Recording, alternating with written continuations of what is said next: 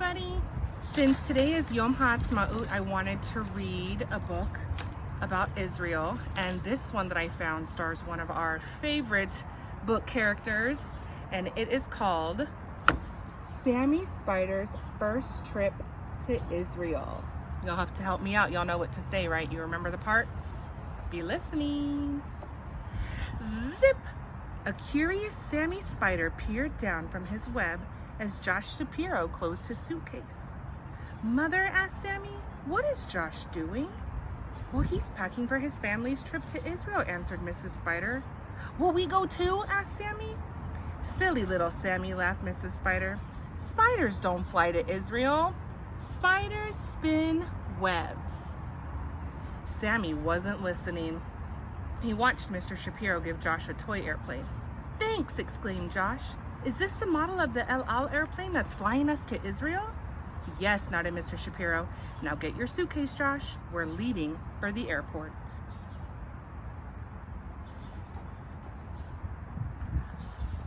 Sammy lowered himself on a strand of webbing to get a closer look at the little airplane.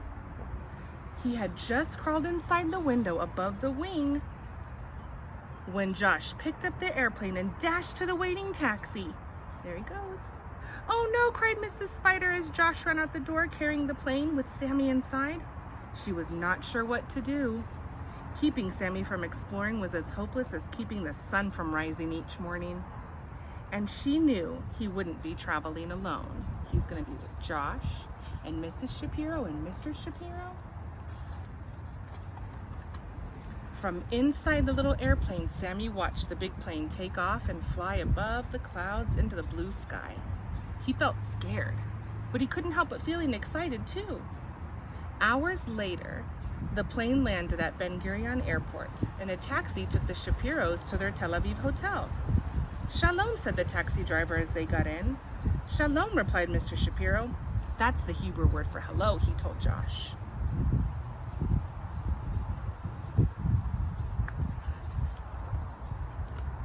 After they unpacked, the Shapiros decided to walk along the beach. Josh put on his swimsuit and grabbed the little plane. "Shalom," said the lifeguard. "Shalom," Josh replied.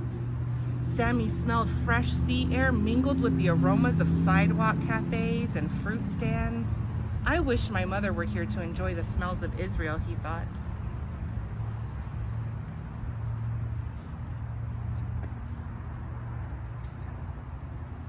That evening, the family strolled along Dizengoff Street. Josh had the little plane tucked under his arm. "Shalom," said a sidewalk musician who was playing Israeli music on his guitar.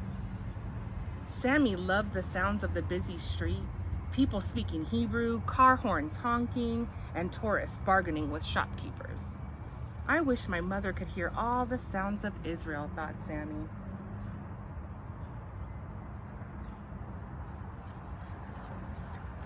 The next morning, the Shapiros boarded a bus for Jerusalem.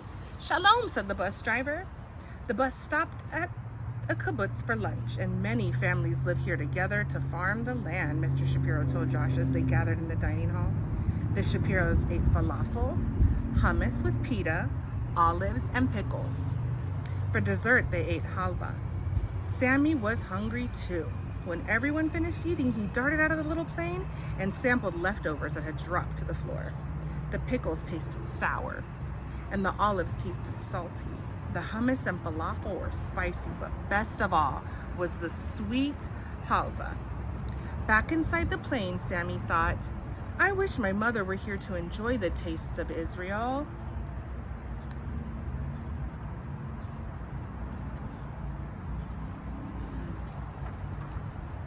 After lunch, Josh picked up the little airplane and headed for the kibbutz farm. A cow grazing with her calf and a hen clucking to her chicks reminded Sammy how much he missed his mother. "Silly little Sammy," he could hear her say. "Have fun, and I'll see you soon." When the group reboarded the bus, the kibbutz families waved goodbye and shouted, what do you think they shouted? "Shalom!" Shalom also means goodbye, Mrs. Shapiro told Josh.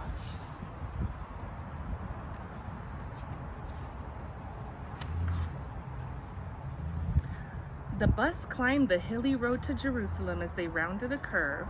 The afternoon sun glistened off the stone buildings. "We're here," announced the bus driver. "Wow, it looks like a golden city," Sammy exclaimed to himself. "If only my mother could see Israel too."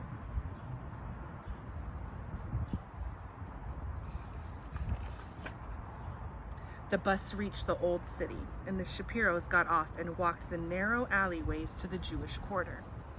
"The Western Wall is all that is left of the Holy Temple in Jerusalem," the guide explained.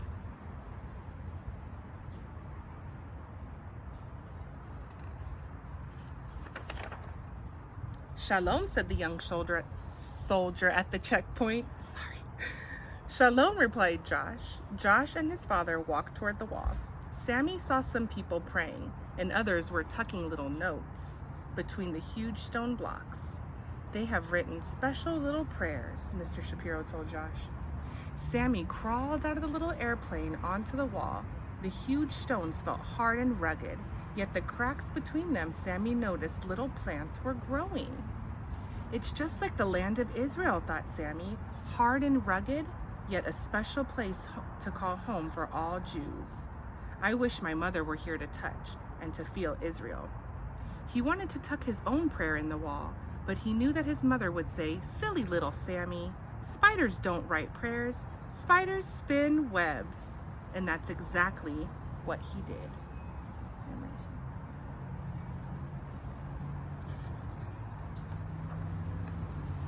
The days passed quickly.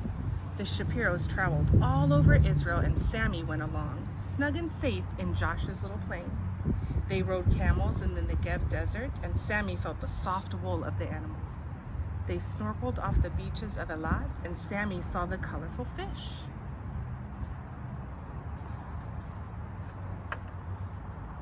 They stopped at a date farm in the Galilee, and Sammy tasted the sweet fruit. They floated in the Dead Sea and smelled the salty water.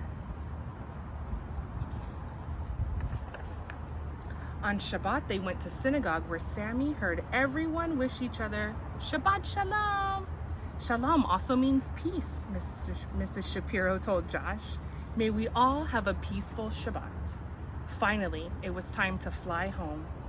Sammy was eager to see his mother and share his adventures.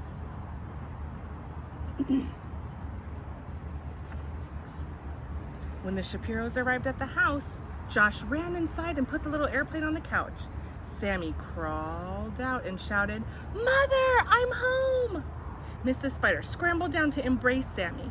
"I'm so glad you're back. I missed you so much," she said.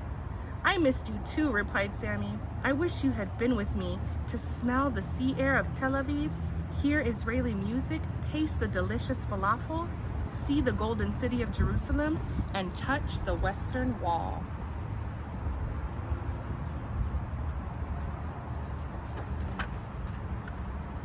And I have a new word to teach you.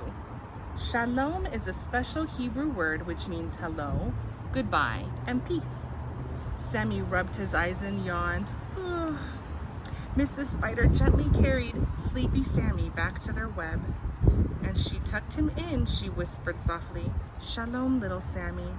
Hello, welcome back, and sleep peacefully."